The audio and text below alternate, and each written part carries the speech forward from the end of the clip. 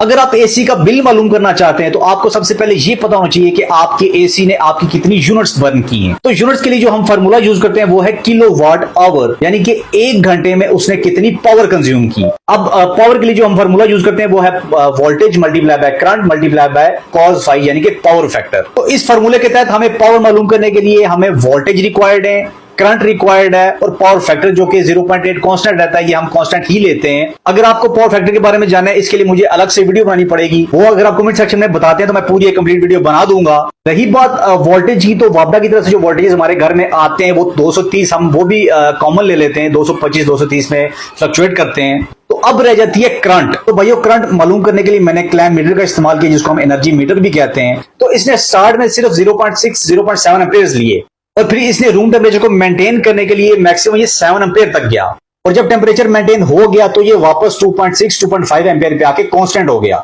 मतलब अब इसको मैं 6 घंटे चलाऊं या 8 घंटे चलाऊं, इसने यहाँ पे कांस्टेंट रहना है।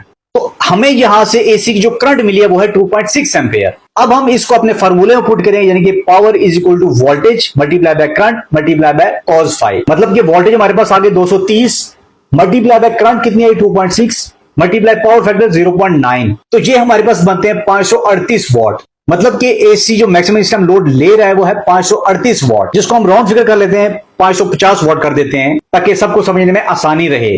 अब ये हमारे पास मैक्सिमम लोड आ गया। अब इस लोड की हम यूनिट्स निकालेंगे। यूनिट्स का फॉर्मूला मैंने आपको बताया था किलोवाट आवर। अब इस लोड को हम किलोवाट में कन्वर्ट करेंगे तो इसको 1000 से डिवाइड करेंगे तो ये आ जाएगा हमारे पास 0.55 किलोवाट। अब इसको हम फार्मूले में पुट करेंगे किलोवाट आवर में, ठीक है, पावर मल्टीप्लाई बाय टाइम, मतलब आपने कितने टाइम एसी को चलाया।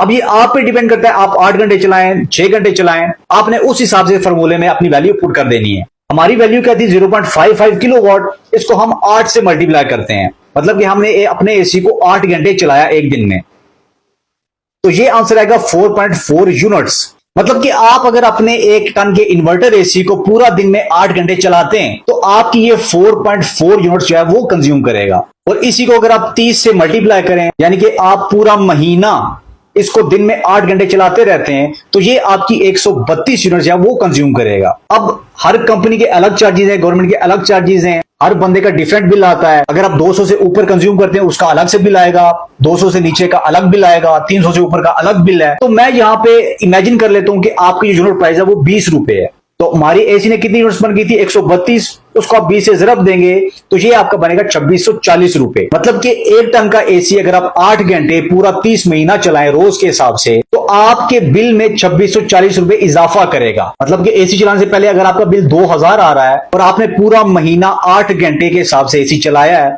तो अब आपका बिल 4640 रुपए आएगा।